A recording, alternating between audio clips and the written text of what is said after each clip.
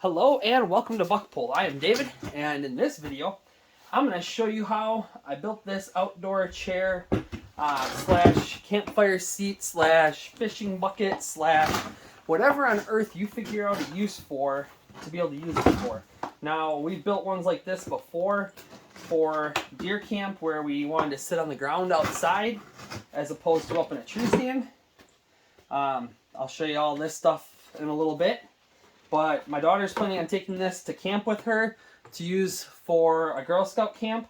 So I obliged her. I'll show you, or explain to you at least how I cut the circles and stuff, how I get everything lined up and ready to go, and how I keep it from poking her in the butt with a screw from the bottom like that so that she enjoys it. So most important, I hope you enjoy time in the outdoors with your family and friends, because that's what we're all about here.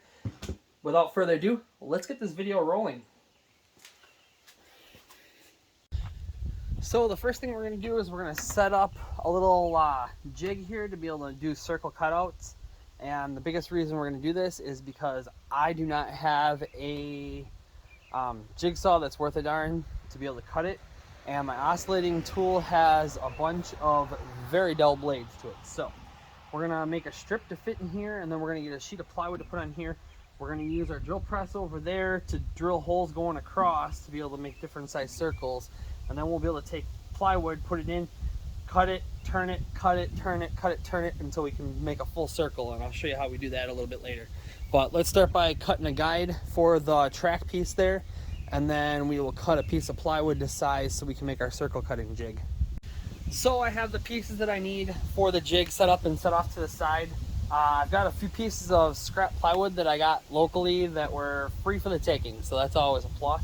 They're about 3/4 inch. They're fairly dense and well layered. I mean, there's 8-10 layers there. So gonna run these through. The seat is about 10.5 inches, so we're gonna cut them at 10, because by the time we staple everything on the top, we're gonna probably need that little bit extra space. So I'm gonna take 2 seconds and I'm gonna cut these down to 10 inches by 10 inches. This one actually I'll probably not mess with this too much, because I don't want to play with this and I want to clear this. If I put my 5 inches in the center here, I should be able to make a circle out of that still. So we'll continue with that, and I'll bring you guys back when I get to the next step. Well, that circle jig made pretty short work of these, and even shorter work for you guys, because you didn't have to sit here and watch all of it. But we got these cut out. Now what we're going to do is we're going to get some foam and we're going to match it up for size. We're going to stencil it out, and then we're going to cut that so we have a piece of foam to sit on this, and then we'll get our fabric from there. Okay, so we got the foam traced and cut out. My daughter already put a cardboard backer on this one too. So go like this, put your fabric down, and then we'll try to get it centered up decent, because we want it to be able to match up all the way around. Hoping I didn't cut this a little too small. I may have to go find that fleece fabric otherwise. So we'll do this, tack it all the way around. Like I said, may have to go find a little bit more fabric, because I don't know if this will work. We'll end up pulling it, getting it real tight, see how well it works. So bring you guys back in just a second, but all you do, once it's stapled in, you just keep going.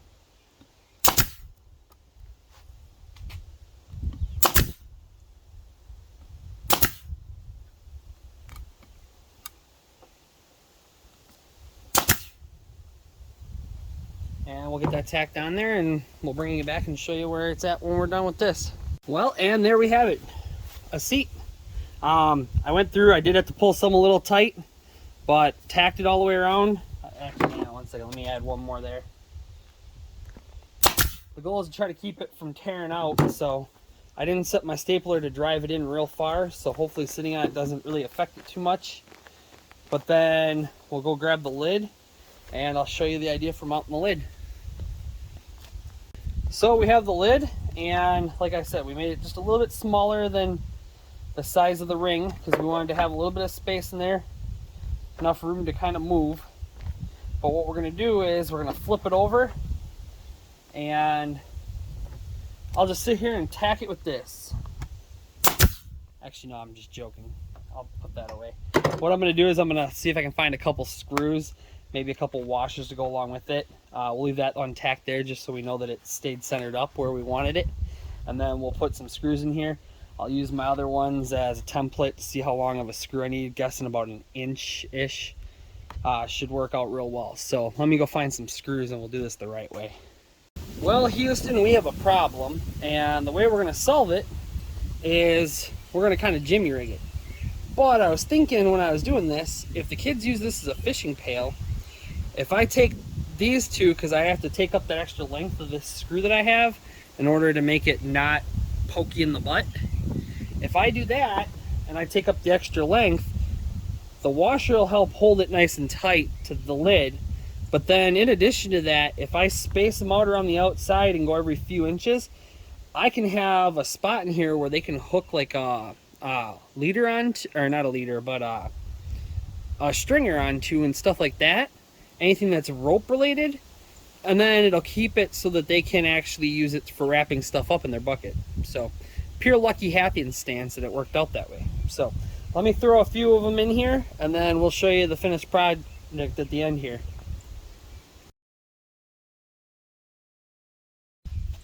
Well, there we go. We have a lid completely done. Got a little squish to it. Makes the movement. Like I said, I kind of tried my best to space these out so that you can wrap some rope around them if you have to. If I'm gonna make a mistake, I might as well figure out a way to make it work better, right? So let's grab the camera, bring you guys over here, and we'll set up her bucket here.